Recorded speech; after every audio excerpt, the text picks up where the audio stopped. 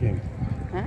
ये दर्शन देखिए ये यमुना मैया है काका, ये है ना यमुना, जिसमें आप चल रहे हो ये यमुना मैया यमुना है। है। जी जी इसका इनको काला लोग जल। यमुना भी बोलते हैं और जमुना भी बोलते हैं। अच्छा। यमुना जमुना एक ही है वो। इनको बोलने वाले श्याम कलर भी बोलते हैं काका। और इनका रास्ता उधर से नहीं है, इधर से आती है, दिल्ली, आगरा, मथुरा, वृंदावन से आती है यमुना ये तो मैया। है।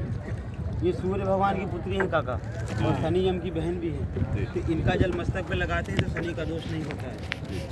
कार्तिक मास के महीने में स्नान करते हैं, कहते हैं यम का दोष नहीं होता। तो जहाँ तक नजर जा रही है ना, इसको माघ मेला, कुंभ मेला ग्राउंड पे इधर में हर साल माघ मेला होता है। 6 साल बाद अर्धकुंभ और 12 साल बाद महाकुंभ होता है। तो यहाँ पिछली बार जो महाकुंभ का मेला हुआ था वो हुआ था 2013 में, और अब जो आएगा महाकुंभ का मेला वो काका आएगा 2025 में। हाँ, तो आपको ये जितना जमीन खाली दिख रहा है ना, हाँ हाँ, आप 2025 के फरवरी के महीने में आएंगे, ये पूरा जमीन भरा रहेगा और सिर्फ इंसान का सर दिखेगा, इतना भीड़ होगा। और 15 किलोमीटर पैदल से आएगा वहाँ। और आप, हाँ ये काका लग रहा है हम भी आए थे अभी पिछली आना बार। होगा। अभी पैदल क्या चले जो उस समय आपको पैदल चलना होगा। हाँ, 11 बाकी किलोमीटर। पब्लिक पीछे, पब्लिक इधर जाए तो पब्लिक ही पब्लिक होती है। बड़े जो होते हैं ना बुजुर्ग, बच्चों को कंधे पे बैठा के लाते हैं, इतनी भीड़ होती है। तो देखिए यहाँ 3 चीज़ें बहुत ज़्यादा फेमस है काका। पहला ये त्रिवेणी संगम जो सबसे ज़्यादा फेमस है। हाँ दूसरा है लेटे हुए हनुमान जी। अच्छा, और उनका ही तीसरा कौन वो बात वट वृक्ष है। तीसरा वो वट वृक्ष है जिसके नीचे भगवान राम ने राजा दशरथ जी का पिंडदान किया था।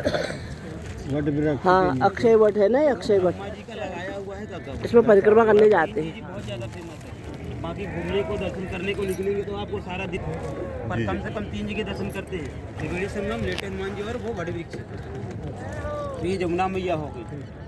वो देखिए टापू देख रहे हैं ना आप, इस टापू के साइड से आती गंगा मैया, वो गौमुख से निकलती, ऋषिकेश, हरिद्वार, कानपुर से तो आती कौन, जमुना मैया।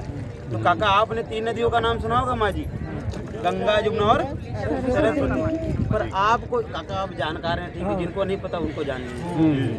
आपको देखो यहाँ पे सिर्फ 2 नदी दिखेगा माँ जी, नाम आपने 3 का सुना ना, गंगा, जमुना और सरस्वती। पर आपको दिखाई सिर्फ 2 देंगी, गंगा और यमुना दिखाई देंगी, सरस्वती मैया दिखाई नहीं देंगी। और यहाँ तीनों का संगम होता है, ऐसी मान्यता है। तो ये भी मान्यता है कि जहाँ पे गंगा और यमुना का मिलन होता है माँ जी, त्रिवेणी संगम, वहीं बनता होती मैया दोनों के बीच में वास करती है, वो दिखाई नहीं देती, पर तीनों की मान्यता बराबर होती है।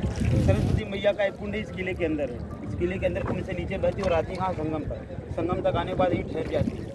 यहाँ पे 2 नदियों का समापन होता है, 3 का मिलन होता है पर 2 का समापन भी होता है। किनका, यमुना और सरस्वती का।